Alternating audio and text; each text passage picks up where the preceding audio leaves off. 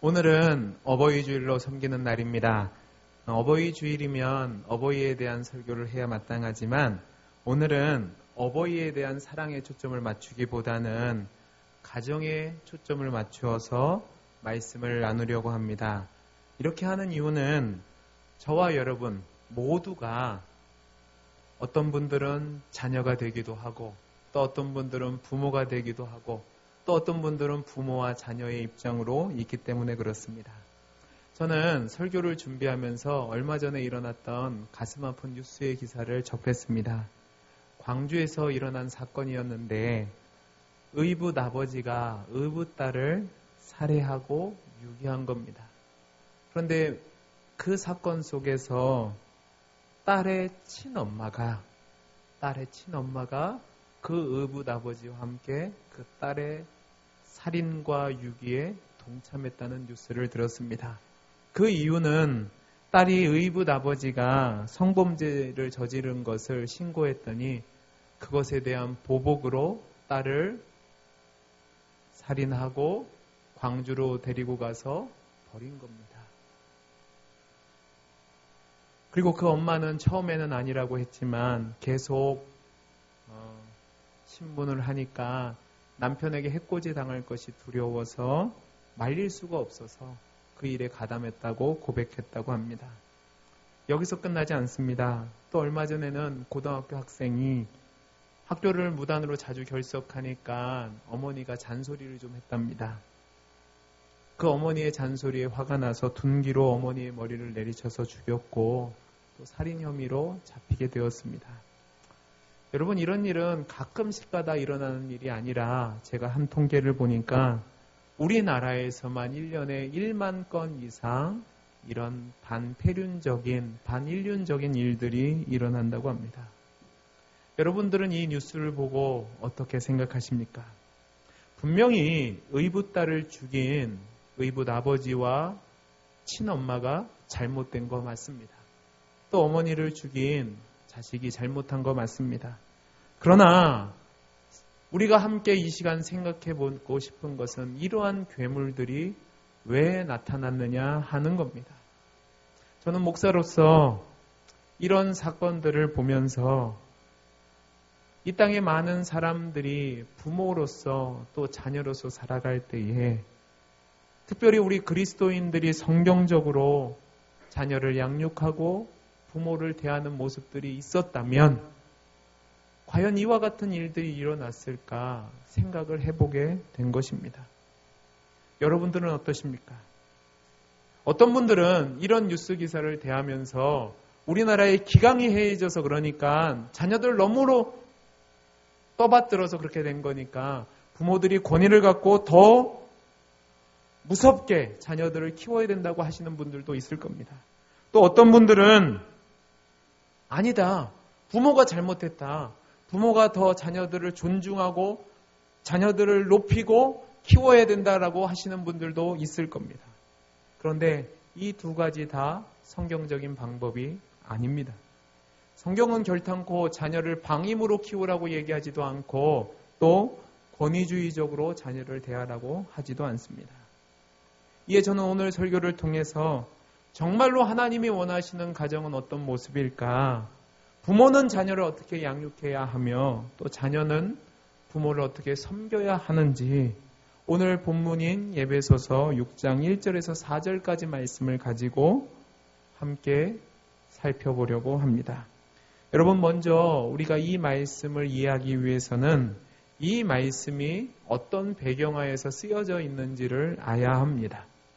바울이 에베소 교회 성도들을 향해서 이 편지를 쓸 때에는 목적이 있었습니다. 그 목적은 무엇이냐면 하나님의 은혜로 성도된 에베소 교회 성도들이 그리스도의 은혜로 말미암아 하나님의 백성과 성도가 되었으니까 거기서 끝나지 말고 그리스도의 장성한 분량에까지 자라는 성숙함을 나타내야 되는데 그 일에 힘쓰라고 에베소 교회 성도들에게 편지를 쓴 겁니다.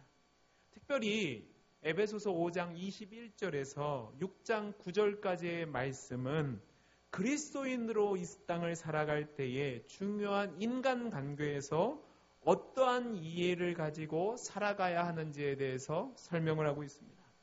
이 5장 21절에서 6장 9절까지의 말씀은 크게 세 가지의 진리를 전제로 하고 있습니다. 첫 번째는 뭐냐면 우리 모두가 다 한 사람도 예외 없이 하나님에게 부르심을 받는 존재라는 겁니다. 우리 성경을 한번 찾아서 읽어보겠습니다. 에베소서 5장 8절에서 10절 말씀입니다. 에베소서 5장 8절에서 10절 우리 같이 읽겠습니다. 시작. 너희가 전에는 빛의 자녀들처럼 행하라. 빛의 열매는 모든 착함과 의로움과 진실함에 있느니라. 주를 기쁘시게 할 것이 무엇인가 시험하여 보라. 아멘. 사도 바울이 뭐라고 얘기하냐면 우리 모두가 한 사람도 예외 없이 주 안에서 빛의 자녀들이라고 얘기합니다. 하나님께서 저와 여러분을 부르셔서 하나님 백성 삼으시고 성도로서 살게 하신 것은 빛의 자녀로 살게 하신 것인데 그 이유가 무엇이냐면 하나님이 기뻐하시는 삶을 살도록 저와 여러분을 예외 없이 부르셨다는 겁니다. 그 일을 위해서 서로에게 권면하고 힘이 되어 그 일을 위해서 함께 나가라는 겁니다. 두 번째는 무엇이냐면 그 부르심 속에서 우리는 각자 관계 안에서 특정한 위치를 가지고 있다는 사실입니다.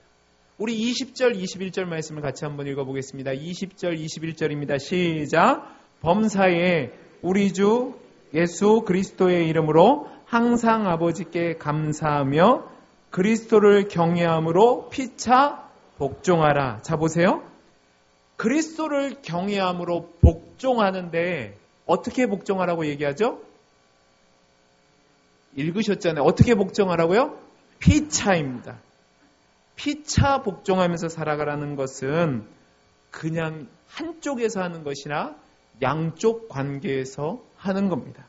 그래서 이 명령 뒤를 보면 22절에서 33절까지는 부부의 관계가 나와 있는데 아내는 남편을 어떻게 대하며 남편은 아내를 어떻게 될 것인지에 대해서 얘기하고 또 우리가 읽은 6장 1절에서 4절까지 말씀을 보면 부모와 자식과의 관계에서 어떻게 대해야 되는지를 얘기합니다.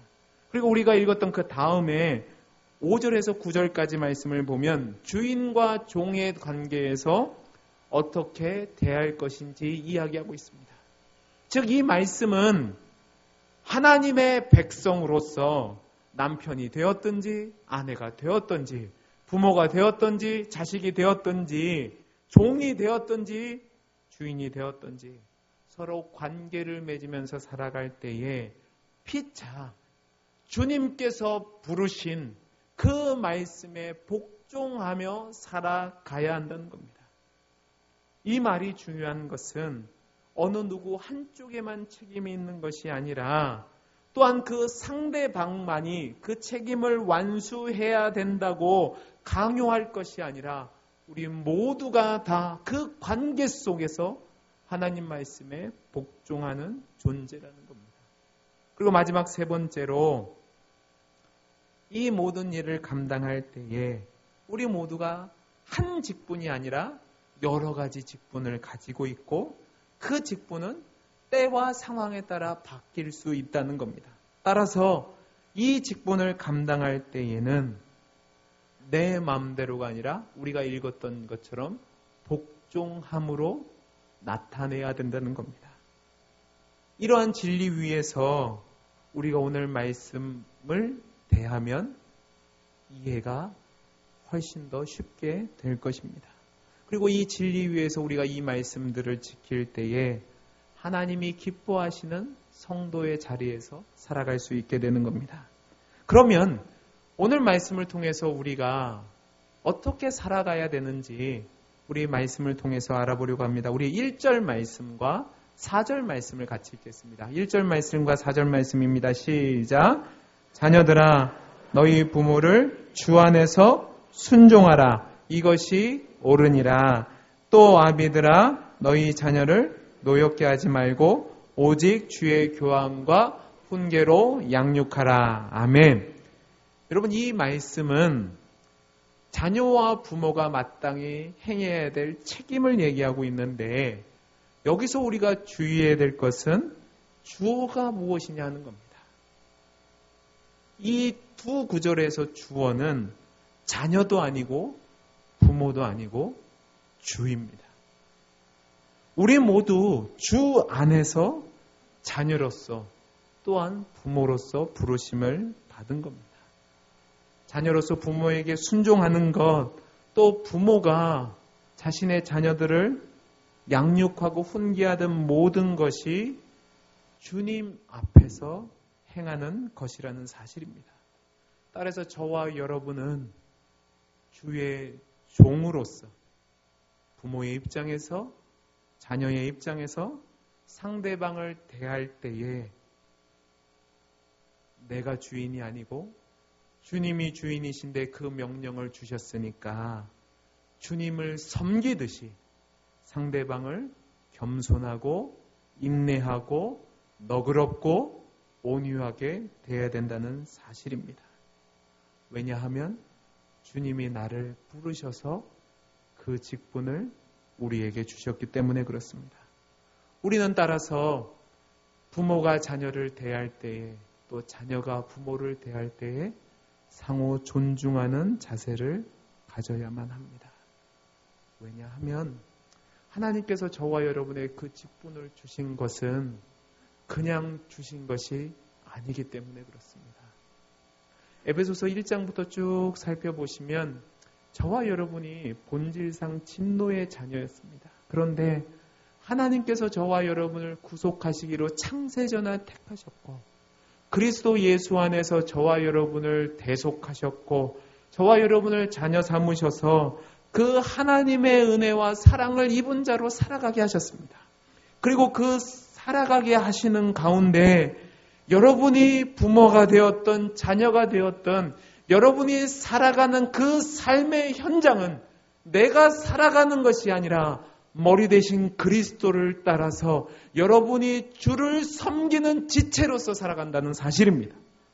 그 사실이 있기 때문에 저와 여러분은 주님의 몸된 지체로서 주의 성전을 세워가는 사명 속에서 이 직분을 감당해야 된다는 사실입니다. 따라서 자녀가 부모를 순종할 때에는 부모가 잘나서가 아니라 부모에게 책망받을 것이 두려워서가 아니라 하나님이 내게 사명을 주셨으니까 주의 종으로서 부모님을 섬기는 겁니다. 또 우리 부모님들은 자녀들을 양육할 때에 내가 위에서 내가 낳았으니까 내 마음대로 행하겠다가 아니라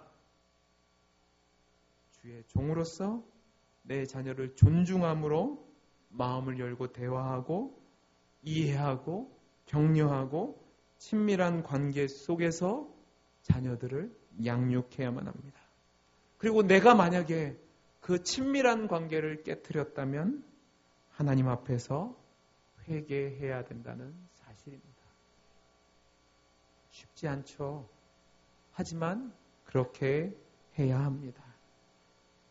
마땅히 자녀가 부모에게 순종해야 되는 것처럼 부모님도 자녀들을 양육할 때 소리 지르거나 협박하거나 지배해서는 안 됩니다. 이 설교를 하는 저는 저희 딸이 쳐다보고 있어서 이 말을 해야 될지 말아야 될지 참 고민을 했습니다. 아마 집에 가서 그럴 겁니다. 아빠 나 잘하세요. 그런데요. 그래도 웃지 마세요. 다 그러실 거예요. 다 우리가 그런 일들을 행한다는 말입니다. 근데 그럼에도 불구하고 에베소서에서 우리에게 주는 말씀은 뭐냐면 우리 모두가 세상과 구별된 하나님의 사람으로 부르심을 받았다면 또 그 속에서 하나님이 우리에게 독특한 지위에 따라서 직책에 따라서 사명을 주셨다면 그 직책은 다른 사람들 그리스도의 장성한 분량에 있게 자라게까지 하기 위한 사명으로 주셨다는 사실입니다. 그래서 저와 여러분은 하나님 말씀에 순종함으로 자녀는 부모에게 순종해야 되고 부모는 자녀에게 주의 말씀과 교훈으로 양육해야 합니다. 함부로 대하시면 안 된다는 말입니다. 사랑하는 자녀 여러분, 여러분의 부모님의 말씀에 순종하십시오. 아멘이 안 나오고 있습니다. 다시요. 사랑하는 자녀 여러분, 어머님의 부모님의 말씀에 순종하십시오. 그 순종은 하나님을 아버지로 모신 자가 하나님 아버지의 말씀에 순종하는 자세로 하는 겁니다. 여러분, 예수님의 모습을 기억해 보시기 바랍니다. 예수님께서는 하나님께서 저와 여러분을 사랑하셔서 우리를 구원하시기 위해 하늘의 영광 모자를 버리게 하시고 이 땅으로 보내셨습니다. 보내신 것으로 끝나는 것이 아니라 저와 여러분을 구원하시기 위해서 십자가에 달려 죽게 하셨습니다. 주님은 그 사실을 다 알고 계셨음에도 불구하고 죽기까지 아버지 되신 하나님의 말씀에 순종하셨습니다. 빌립보서 2장 5절에서 11절 말씀은 이렇게 기록하고 있습니다. 우리 자막을 보시면서 같이 읽겠습니다. 시작. 너희 안에 이 마음을 품으라. 곧 그리스도 예수의 마음이니 그는 근본 하나님의 본체시나 하나님과 동등됨을 취할 것으로 여기지 아니하시고 오히려 자기를 비워 종의 형체를 가지사 사람들과 같이 되셨고 사람의 모양으로 나타나사 자기를 낮추시고 죽기까지 복종하셨으니 곧 십자가에 죽으심이라. 여기까지만 읽겠습니다. 자, 보세요. 예수님이 하나님 말씀에 순종하신 것은 자기를 비워 종의 형체를 가지사 죽기까지 복종하신 겁니다. 왜 그렇습니까? 그것이 저와 여러분이 구원을 받아 하나님께 영광을 돌리는 것이 되기 때문에 그렇습니다. 이러한 주님의 모습을 따라가는 주의 제자로서 저와 여러분이 살아간다면 우리도 우리의 부모님들의 모습이 내 생각과 다르다 할지라도 내 뜻과 다르다 할지라도 주 안에서 주님이 순종하신 것처럼 순종해야 합니다. 걱정되는 것은 요즘 우리의 문화 자체가 어르신들을 너무 함부로 대하는 경향이 있다는 사실입니다. 방송을 봐도 시댁 식구들을 대할 때 그 어머님들을 묘사하고 아버지들을 묘사할 때 괴물들도 묘사합니다. 그래서 며느리가 시부모님을 섬기지 않는 것을 당연한 것처럼 인식시키고 있습니다. 사위들도 마찬가지입니다. 여러분, 그건 성경이 원하는 모습이 아닙니다. 내 친부모님이 되었던 시부모님이 되었던 친정부모님이 되었던 장인어른 장모님이 되었던 하나님이 내게 부모로서 맡겨주셨다면 비록 부족한 모습이 있다 할지라도 주 안에서 순종해야만 합니다. 이렇게 살아갈 때에 하나님의 영광이 우리에게 나타난다는 사실을 기억하십시오. 사랑하는 부모 여러분들, 여러분이 자녀를 양육할 때 여러분의 생각대로 뜻대로 자녀를 양육하거나 훈계해서는 안 됩니다. 하나님의 뜻대로 양육하시는 여러분이 되기를 간절히 소원합니다. 하나님의 뜻은 화내거나 협박하거나 거래를 하거나 죄책감을 일으키는 것이 아니라 그 자녀가 하나님의 지혜를 따라 그 지혜를 소유하며 그 지혜를 따라 살아갈 수 있도록 양육하는 겁니다. 그러기 위해서는 여러분 마음속에 있는 우상들을 내어 버려야 합니다. 여러분의 자녀가 공부를 못해서 혼내서는 안 됩니다. 그것은 공부가 우상이 된 모습입니다. 여러분의 자녀가 성공하지 못했다고 함부로 대해서는 안 됩니다. 그것은 성공이 자녀를 키우는 우상이 되는 겁니다. 내 말을 듣지 않는다고, 내 기분이 나쁘다고 여러분의 자녀에게 함부로 하면 여러분이 주인 되는 삶을 가르치는 겁니다. 내가 부모니까 내 말에 무조건 따르라. 권위주로 대해서는 안 됩니다. 왜냐하면 이것은 성경이 말하는 부모의 권위가 아니기 때문에 그렇습니다. 성경이 말하는 부모의 권위는 내가 먼저 하나님 말씀에 순종하며 자녀를 양육하는 겁니다. 그래서 그 자녀가 하나님의 지혜를 선택할 수 있도록 때로는 때리고 싶지 않지만 매를 들기로 하고 훈계하고 양육하는 겁니다. 우리 성경을 한 군데 찾아보겠습니다. 사사기 2장에 있는 내용입니다. 우리 4장 2장 7절에서 10절까지 말씀만 보겠습니다. 2장 7절부터입니다. 우리 같이 읽겠습니다. 시작. 백성이 여호수가 사는 날 동안과 이스라엘 위하여 행하신 모든 큰 일을 본 자들이 사는 날 동안에 여호와를 섬겼더라. 여호와의 종 눈의 아들 여호수아가 110세의 죽음에 무리가 그의 기업의 경내 에브라임 산지 가스 산 북쪽 딥낫 헤레스에 장사하였고 그 세대의 사람도 다 그 조상들에게 돌아갔고 그 후에 일어난 다른 세대는 여호와를 알지 못하며 여호와께서 이스라엘 위하여 행하신 일도 알지 못하였더라. 아멘. 여러분 이 말씀을 곰곰이 생각해 보시면 굉장히 충격적인 얘기입니다. 자 보세요. 여호수아와 함께 가나안 땅에 온 백성들은 하나님을 섬겼다고 얘기합니다. 그런데 가나안에서 태어난 첫 번째 세대인 그 자녀들의 세대는 여호와 하나님이 누구신지도 알지 못했고 당신의 백성들을 구원하신 하나님의 능력과 인도하심과 그 은혜를 알지 못해서 우상을 섬기는 길로 나아갔다고 얘기합니다. 왜 그렇게 된 겁니까? 그것은 부모들이 하나님이 주신 약속의 땅에서 하나님이 주신 복을 누리면서 자녀들에게 하나님이 주신 말씀을 양육하지 않았기 때문에 그렇습니다. 40년 동안 구름 기둥으로 불기둥으로 인도하신 하나님, 그리고 약속의 땅을 주신 하나님, 그 약속대로 그 땅을 주신 하나님이 주신 복만 누렸지 그 복을 주신 하나님에 대해서 자녀들에게 양육하지 않으니까 그 다음 세대가 하나님을 모르는 세대가 되었다는 말입니다.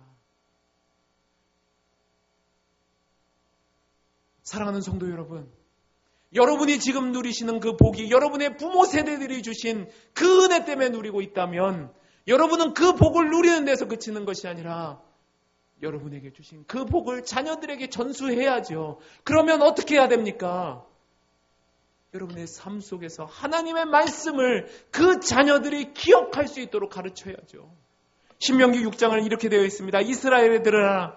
우리 하나님 여호와는 오직 유일한 여호와이시니 너는 마음을 다하고 뜻을 다하고 힘을 다하여 내 하나님 여호와를 사랑하라. 오늘 내가 내게 명하는 이 말씀을 너는 마음에 새기고 내 자녀에게 부지런히 가르치며 집에 앉아있을 때든지 길을 갈 때든지 누워있을 때든지 일어날 때든지 이 말씀을 강론할 것이며 너는 또 그것을 내 손목에 매어 기호를 삼으며 내 미간에 붙여 표로 삼고 또 내 집 문설주와 바깥 무대에 기록할지니라. 이것이 하나님이 주신 명령이란 말입니다. 하나님이 주신 약속의 땅에서 하나님이 주신 복은 누리는데 하나님이 주신 명령을 잊어버렸던 겁니다. 그들은 하나님 앞에 예배했을 겁니다. 그들은 하나님께서 하셨다고 했을 겁니다. 그러나 그들의 삶 속에서 자녀를 양육하는 데 있어서 하나님의 모습이 그들의 삶 속에서 나타나지 않은 거죠. 여러분이 만약 자녀들에게 무자비하면 여러분이 믿는 하나님은 자녀들에게 무자비한 하나님이 됩니다. 여러분이 신경질을 내면 자녀들은 그 하나님을 신경질적인 하나님으로 생각하고 여러분이 독선적이면 여러분의 자녀는 하나님을 독선적인 하나님으로 생각하고 여러분이 사랑이 없으면 여러분이 믿는 하나님은 사랑이 없는 하나님입니다.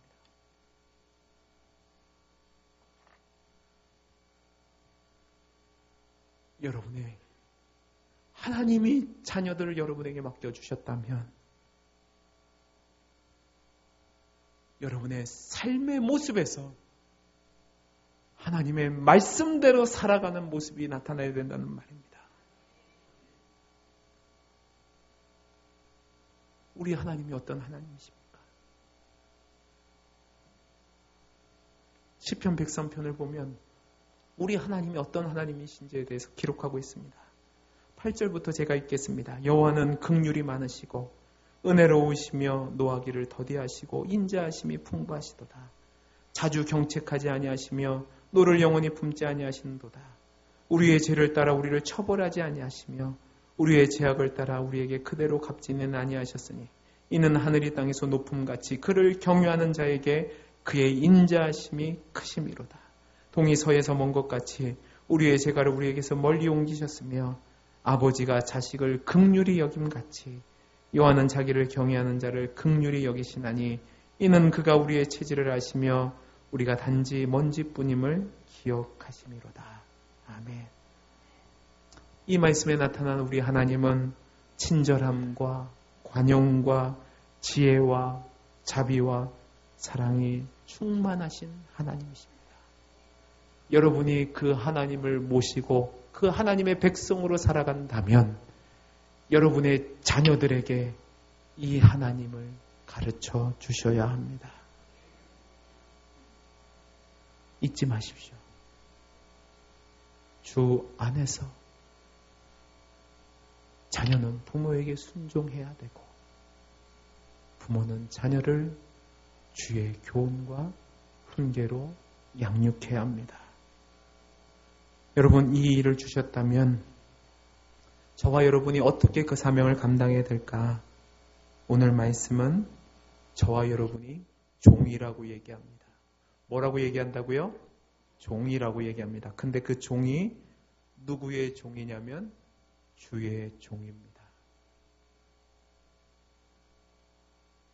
사랑하는 자녀 여러분, 여러분의 부모님을 대할 때 주의 종으로서 충성되게 여러분의 부모님을 섬기시기 바랍니다. 사랑하는 자녀 여러분, 여러분이 하나님 앞에서 종으로서 섬기는 모습을 보일 때에 하나님의 영광이 나타난다는 사실을 기억해야만 합니다.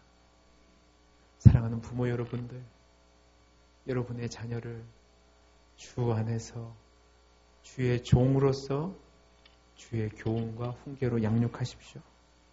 만약에 여러분에게 잘못한 모습이 있다면 자녀들에게 용서를 구하십시오.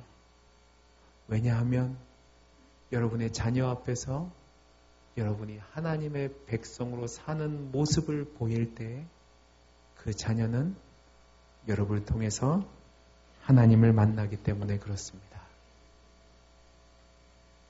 말씀을 마치겠습니다. 사랑하는 성도 여러분, 저와 여러분은 주의 백성으로 하나님의 영광을 위해 부르심을 받은 존재들입니다. 아멘이시죠? 그 존재들 속에서 어떤 분들은 부모님으로, 또 어떤 분들은 자녀분들로 상대방을 대합니다. 저는 우리 사랑하는 동원교회 성도님들 모두가 주님이 주신 이 사명을 따라 주 안에서 자녀들은 부모님들을 공경하고 섬기고 순종하고 부모님들은 자녀들을 주 안에서 주의 교훈과 훈계로 양육할 수 있기를 간절히 소원합니다. 또 우리 교회는 많은 어르신들이 있습니다.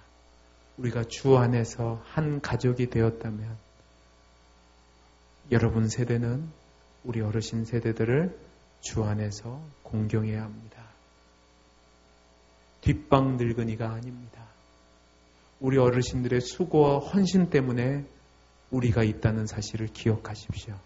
그리고 여러분들이 우리 어르신들을 대하는 모습을 우리의 다음 세대가 보고 배운다는 사실을 기억하십시오. 또 우리 사랑하는 어르신 여러분들, 여러분의 후배들에게, 여러분의 자녀에게 믿음의 모습을 보여주시고 내 생각이 아니라 주의 뜻과 교훈으로 양육하실 수 있는 믿음의 모범을 보여주시기를 간절히 소원합니다. 그로 말미암아 우리 동원교회가 하나님의 영광 받으시는, 하나님이 기뻐하시는 주님의 몸된 교회가 되어서 우리 모든 성도님들이 그리스도의 장성한 분량에까지 자라서 하나님의 영광이 나타날 수 있는 복된 교회가 되기를 간절히 소원합니다. 그리고 이렇게 살아갈 때에 하나님이 기뻐하시는 주의 가정이 될 줄로 믿습니다. 다 함께 찬송가 579장을 부르시면서 준비